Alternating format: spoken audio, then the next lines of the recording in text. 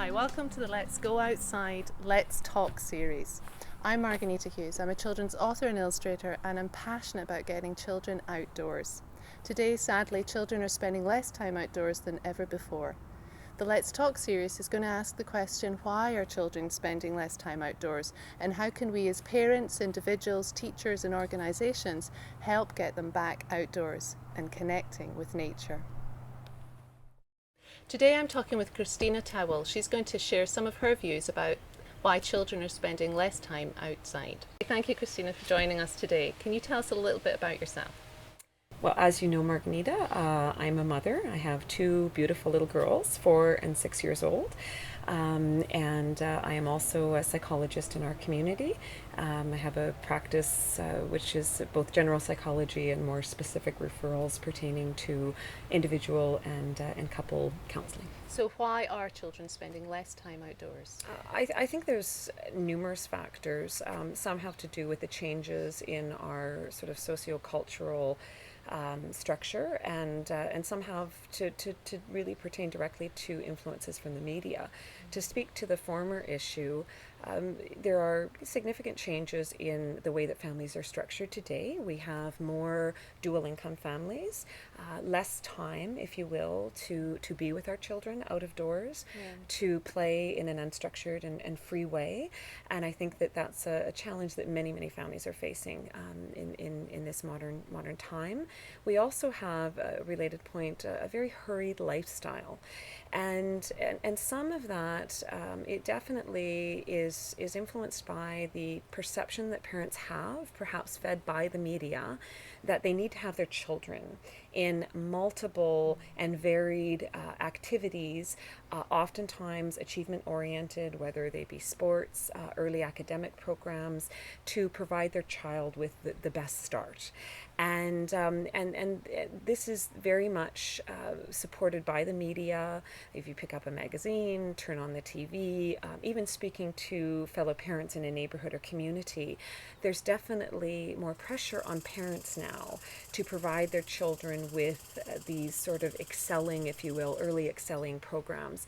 And sadly, that way of thinking and providing children with those highly structured, in some way quite pressured experiences early on is really not supported by psychological research as being necessarily good for children or optimal for their development. So can you tell us a little bit about the research then? Well, as a psychologist and a mother, there are probably two experiences for children that are really foundational and we believe critical for their healthy development. The first would obviously be attachment, a bonding to caregivers, a love and a sense of security and safety with those caregivers. And we know that that is critical to children's physical development and also to their cognitive, social, and emotional development.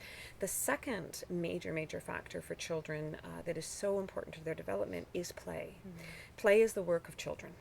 And there is ample research that comes out of neuropsychology that play is actually critical to children's brain development. And ideally, play in an unstructured or what we would consider to be free format is most important for that brain development. When we look at studies on the way that children's brains develop and the kind of critical skills that we want them to acquire, we often speak as psychologists about executive functions. So executive functions are really what separate us as a species from other higher primates, apes and chimpanzees and so forth.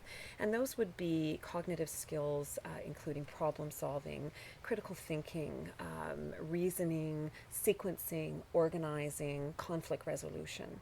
And these are skills and competencies that are actually, and this is very well supported in the literature, best developed in an out of doors, free, unstructured play environment.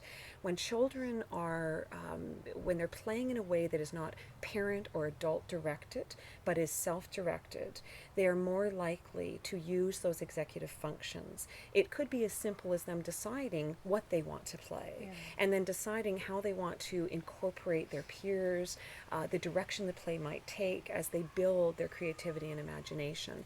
And so play is truly, from a cognitive development standpoint, critical to children's brain development. There's a lot of pressure in this day and age for parents to expose their children to sort of media promoted products. Baby Einstein comes to mind.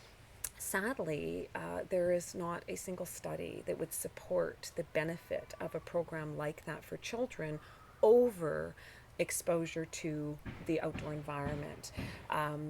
I often talk with parents in our community that you would be far better to take your toddler and plunk them in the back door or backyard on a blanket, Yeah. and allow them to be exposed to the out of doors, to be curious about a butterfly flying by, the colors, the sounds, than the stimulus just from the natural environment, than putting them in front of one of those type of videos. So it would just be an Absolutely. example. So we know that for children, their cognitive development is predicated on free play, and that their brains are better stimulated and in fact develop in a more critical way as a result of exposure to the outdoor environment. We also know that there are very important social and emotional benefits for children to being out of doors. Children, when they are out of doors and playing with peers, incorporating peers into their free imaginative play, are using really critical social skills and competencies that we want to see children develop as they grow older. And that is something that, again, is not developed in as strong a way when they have more adult directed indoor structured play. From the standpoint of their emotional development, there is a lot of research that our children sadly are more stressed than they've ever been. And we think this is a product of various factors. One being the fact that they are not having the time to, a lot of parents will talk to it's downtime, to just engage in their environment in a very, very natural and an instinctive way. Another factor that is compromising our youth's mental health currently is the achievement-oriented society that we live in, where there is more emphasis put, even at a very tender age, 3 and 4, to phonetics, for example, than there is to children's just emotional well-being, their creativity, being able to explore their backyard. And so all of these things are, oh, we have a friend. All of these things are straining and stressing our children. And we certainly know from developmental psychology that we do have higher rates in our youth and in our children of mental health issues like depression and anxiety than ever before. They're really at a historical high. So that concerns me greatly as a parent and also as a psychologist.